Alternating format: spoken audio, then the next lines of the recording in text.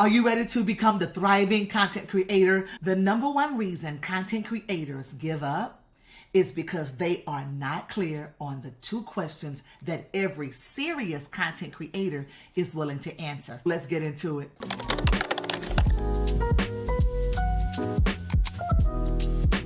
By the end of this video, you're going to know the exact answers to the two questions that every successful content creator knows. I'll also share essential do's and don'ts, and then I'll share the number one thoughts that will make or break you as a content creator. Before I go into the two questions you need to answer, I want to make sure that the foundation is laid. I want to just say this. As a content creator, it's very easy to fall into the trap of, I need to know everything. I need to know it all, but you don't. You need to be very clear and very specific about what you have to offer. You don't have to know everything. You don't have to know a lot. You just have to know how to solve your avatar's problem or help your avatar achieve a goal or know how to bring your avatar to their happy place. So with that said, no more traps. Let's talk about the trap. Every content creator wants to be sought after. They want the world to know that they have valuable, rich, quality content. But the trap is thinking that in order to be sought out or in order to be valued as a content creator, you have to know everything. But you don't. Your main job as a content creator is to get really focused and true clarity on two very important questions. There are two questions that you need to answer, and the two questions are, number one, who does your content help? And number two, what does your content help them do? Okay, Angela, so what do I do with that? I have the two questions now. How do I apply those two questions to my content creation? I'm so glad you asked. If anything that I said is tracking or resonating with you, I'm so glad. Hit that like button, hit subscribe, and let's continue. So now that you have these two questions in your head, who does my content help and what does my content help them do? Let's break down question number one. Now you have plenty of ideas, and that's good. Content creators should have ideas, but all of your ideas should point to that one question. The first question, who does my content help? That idea should be framed with that question. If an idea pops in your head and it doesn't meet the need of your avatar, which is the basis of your audience, it's not a good idea. Pass it on to another content creator. If an idea pops in your head and it doesn't meet who you help, if the ideas just keep piling up that doesn't meet your specific target audience, if that happens repeatedly over and over again, get really clear. Your very first start with content is, who does my content help? The second question is, what does my content help them do? Now, let me just say this. Whoever you decide your content helps, it needs to be consistent with or directly contributes to what you help them do. You can't say my content helps skydivers, but all the content you create is about bicycling. Doesn't match. Like one is in the air and one is on the ground. Let's say, for instance, you're really good at running marathons. Now, you have all this experience because you've run several marathons, small ones, big ones, and that's good because your rich experience gives you a lot of good content, a lot of good quality content about running marathons. So who does your content help? Well, let's break that down a little bit. Does your content help people who has never run a marathon, who actually wants to run one for the first time? Does your content help people who actually run marathons, but they've fallen ill or have an injury that has kept them from the marathon? Does your content help people who actually ran marathons, but gave up on running marathons because they wasn't able to finish one? What does your content help them do? Either you're helping someone run a marathon for the first time, or you're helping someone recover to run a marathon again. You want to help them gradually and slowly grow back to being a marathon runner.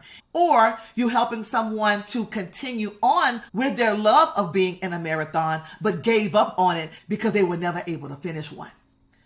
Who does your content help? And what does your content help them do? Now let's deep dive a little bit on question number two. What does your content help them do? There are three different paths that you can choose. Number one, your content can help your audience solve a problem. Number two, your content can help your audience reach a goal. And number three, you can just literally help them find their happy place, whatever that happy place is. Now, in the example of the marathon runner, you can do all three. Number one, you can help them solve a problem. They used to run marathons, but they don't anymore because they've always failed. Number two, achieve a goal. Actually run a marathon. And number 3, bring them to their happy place. Can you imagine the smile on their face when they actually run this marathon and who they have to thank to do it? Now imagine what your avatar is going to feel when you help them do the thing that only you can help them do. Don't you love it? Don't you love it? Okay, let's quickly go into the essential do's and don'ts. So I'm not going to spend too much time. I want to talk about what you do. I mean, it always cracks me up when I say that. Okay, sorry. All right, you should manage your content well. I use an app called Craft to manage my content. Let me go ahead and pop over real quick and show you what that looks like. So I'm in my Craft app, and on the left here is how I actually run my businesses. What I want to bring you attention to is my content marketing folder. So I have my content map, and that is all the ways that I provide content, and my lab is all the ways that I create that content. Now, all this is just information for me on how I run my content, but I want to bring your attention to these particular cards. So all of my content is based on several different containers. I have a podcast, a blog, which I call articles, email, social media, YouTube channel for one brand, YouTube channel for my second brand, and then media. Other media like television or magazines or radio. If we click on the YouTube card, and I scroll all the way down, you can see here I have a card called videos. These are all the different videos ideas that I have for running my YouTube channel. And I organize those and manage those in this app. So the one thing that I want you to do is make sure that you manage that content. It doesn't have to be sophisticated, but it needs to be managed. It could be on a digital app like Craft, which is my favorite, or it can be in a journal or a content calendar. Either way, I want you to make sure you manage your content so that you can effectively get it out to your avatar. Now let's cover what you don't do. Don't create content without knowing at least 3 steps ahead what you want that content to accomplish. Here's what I mean by that. When I create content, I know exactly what I want that content to accomplish. I know that there is a product or an offer that I want that content to lead to. So what does that look like in terms of our marathon example? If you create content for the marathon runner who quit because they never could really finish a marathon, and you create a series of videos, and in those videos you give tips and tools about how to return to marathon and run it, actually finish it.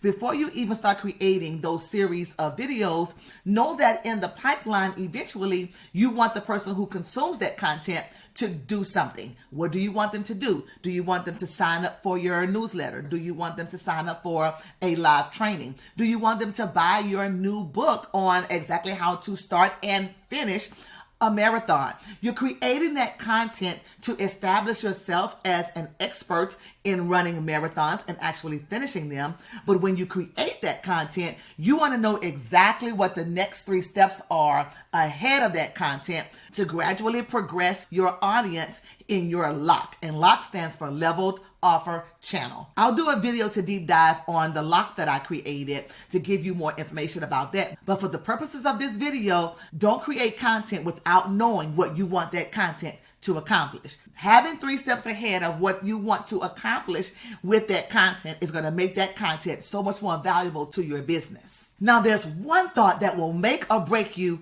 as a content creator, and that is thinking that you have to have 1 million followers to be valuable as a content creator. Shout out to Terry Rice, because he was the first person that I heard poignantly differentiate between an influencer and a content creator. And he said it so eloquently, and then I thought, you're right.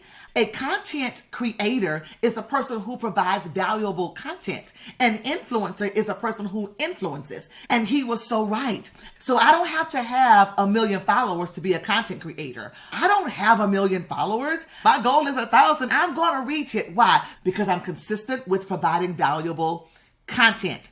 Even though I don't have 1 million followers, all I have to do is continue to provide value for my avatar, the person who I can help, and be very clear about how I can help that person. All I have to do is be consistent in providing content for my avatar and making sure that the content that I actually provide for my avatar is valuable and helps my avatar reach their goal, solve a problem, or bring them to their happy place. So there's a distinct difference between an influencer and a content creator. An influencer does just that. They influence, and they should have millions of followers. That's the sole purpose of their role, is to influence others.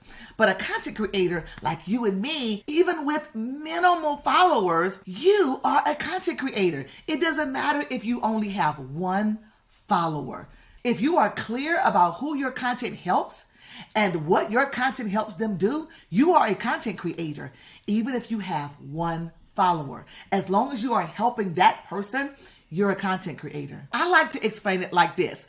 I am a content creator who influences.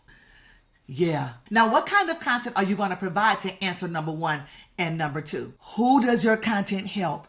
And what does your content help them do? When you're able to answer those two questions, you're going to literally find your uniqueness in the marketplace. Nobody can beat you being you. Nobody can say it like you. Nobody can show it like you. Nobody can share it like you. Nobody can be you.